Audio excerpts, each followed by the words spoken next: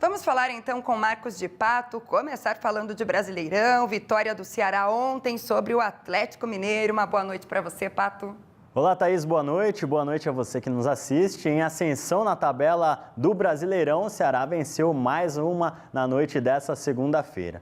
No jogo complementar da 31ª rodada da competição, o Vozão bateu o Atlético Mineiro por 2-1 no Castelão, em Fortaleza. Vamos ver os gols. Aos 9 minutos de jogo, os donos da casa abriram o placar com esse gol meio que sem querer de Juninho Quixadá.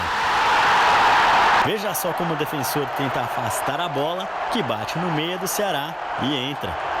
O Galo conseguiu o empate ainda no primeiro tempo, com o gol de Casares aos 25 minutos. Mas o Ceará buscou a vitória, que veio com o gol de Leandro Carvalho aos 15 minutos da etapa final. E ficou assim, 2-1 para o Vozão. Mais um resultado positivo da equipe cearense, comandada pelo técnico Lisca. Aliás, desde que ele assumiu o comando do time, o Ceará se recuperou muito bem no campeonato. No segundo turno, o Vozão tem a 5ª melhor campanha, com 6 vitórias. E agora a gente vê aqui, que o Palmeiras segue na liderança com 63 pontos em primeiro lugar, seguido do Flamengo com 59 pontos, 4 pontos então entre o primeiro e o segundo colocado. O Internacional terceiro com 58, São Paulo fechando o G4 com 56 pontos.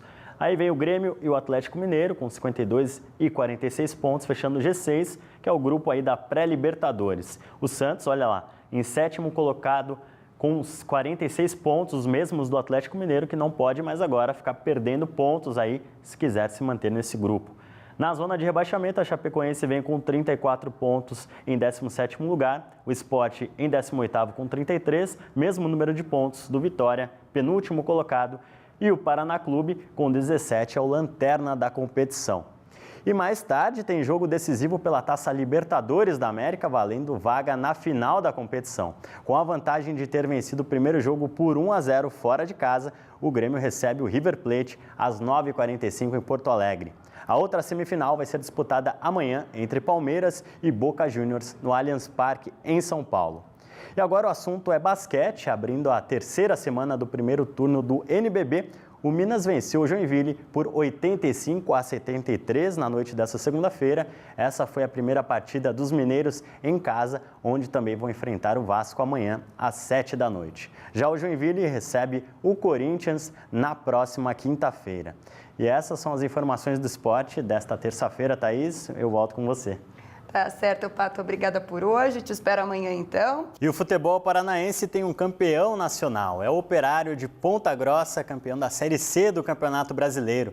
Depois do 3-3 no jogo de ida, o Fantasma venceu o Cuiabá por 1-0 na noite do último sábado na Arena Pantanal e faturou o título. O atacante Bruno Batata marcou no segundo tempo o gol da conquista, muito festejada pelos torcedores.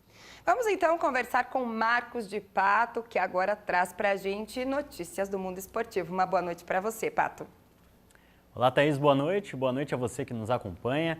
A Copa do Mundo está chegando, quinta-feira é o dia da abertura do Mundial e nessa segunda-feira ainda teve seleções fazendo amistoso para se preparar para a competição.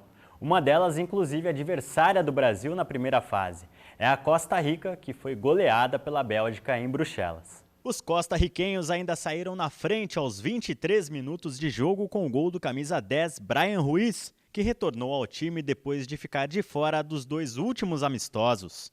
Mas 7 minutos depois começou a reação dos belgas e o atacante Mertens deixou tudo igual. Ainda no primeiro tempo, o atacante Lukaku marcou mais um para a Bélgica depois desse contra-ataque rápido. Lukaku de novo aumentou a vantagem da seleção belga aos 5 minutos da etapa final.